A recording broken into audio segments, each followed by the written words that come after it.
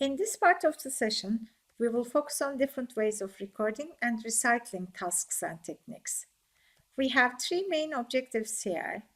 In the first part, we will focus on word cards and bags. In the second part, we will focus on recording techniques and learner training strategies. And in the last part, we will focus on online resources that are available for recording and recycling. Let's continue with the first one, focus on word bags.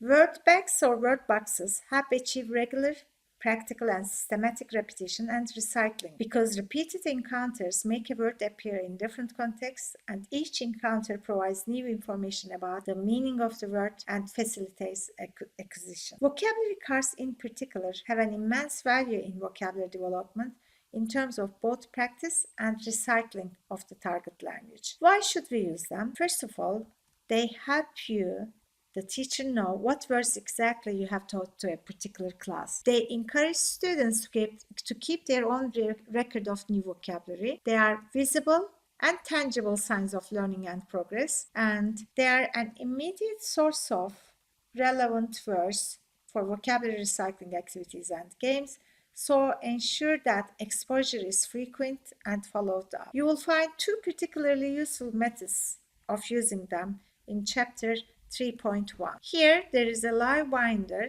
which shares lots of practical tools, activities and resources. This handout on the side will give you again a lot of ideas about what to use, how to use for recycling with word cards and word bags. And at the end of this part, you will see a Flipgrid task for the activities used for word bags.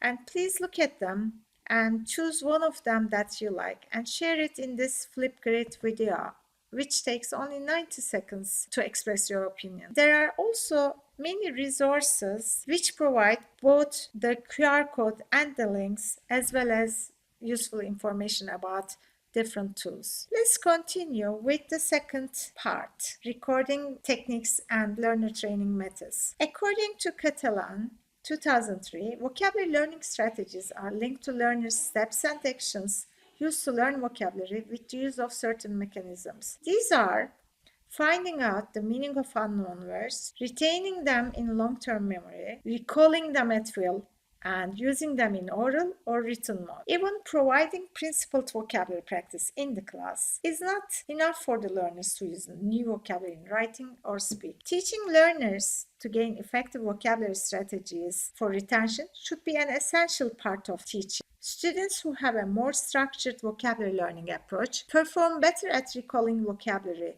Sanoy 1995 said. In addition, Hong 2009 found that learners find learning vocabulary strategies significantly useful. The more a strategy is used, the more it is considered useful and the better preferences of learning are indicated. It can be concluded that students need to be encouraged to practice different vocabulary strategies to discover which one is more suitable for them. Teaching learners how to keep a vocabulary journal has many benefits. First of all, they become independent learners because they know how and where to record new words, as well as learning how to record them for different purposes. Learning vocabulary effectively is linked to one's preferred learning style, and so it's a very personal matter. What works for one student may not work for another, but keeping a good personalized vocabulary journal is very important for all learners, whether they study for exams, to learn lists of unconnected words out of context, or to express themselves better in academic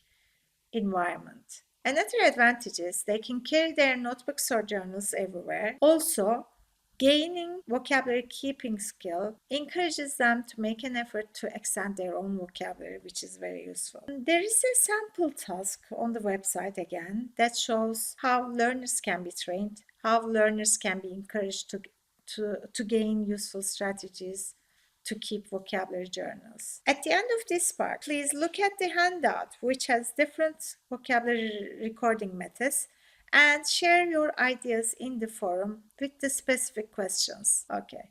In the next part, when we focus on online vocabulary, online or electronic vocabulary tools, we can talk about both the advantages and the disadvantages. There are many web tools that support the revision of vocabulary with the help of smartphones that the learners can use anywhere and anytime, we said. They have many advantages like sharing different lists with each other, testing their knowledge through entertaining and motivating games by creating visual and audio stimuli and flow, and they can be used anywhere anytime, as we said, so they are the best method to keep. When we talk about electronic tools, we cannot ignore some challenges or limitations. Some of the limitations of electronic tools can be related to internet accessibility, choosing definitions quickly without care and through thinking, and most importantly, classroom distraction. With careful planning and timing, these limitations can be minimized and electronic tools can be used effectively for recycling purposes. Please check the online resource on the website again. As discussed previously, learning a new vocabulary item or lexical chunk is a complex process. Therefore, principled vocabulary recycling becomes a determinant in the process of learning and formation of long term. It may be useful to complete this section with a quote from Nation, who also believes the repetition brings quantitative and qualitative benefits to vocabulary learning. Please also visit the checklist Nation provided in the link again in the chapter, and pay attention to items 6 to 8 in particular. It may be useful to have a hard copy of this checklist for future reference, and you may want to add or modify some aspects of vocabulary teaching and recycling in relation to your teaching context. And please go back to the production task after this section. Okay, let me give you some extra information about the production task. Here, task 5 encourages you to design a recycling task or activity to provide repetition and recall to your learners so that they can overcome some error types you selected in session 2. Alternatively, you can also choose some vocabulary items that are useful to you in your context and prepare a recycling task for that. But while doing this, please consider spaced repetition, cognitive and affective involvement, active participation, and motivation in a way. As you can see, you are expected to prepare your activity on this Google Doc, which will be transferred to a Padlet link that you can make a copy for yourself and you can use in the future. And in this Drive folder, you will see 2 sample tasks that were prepared for recycling purposes.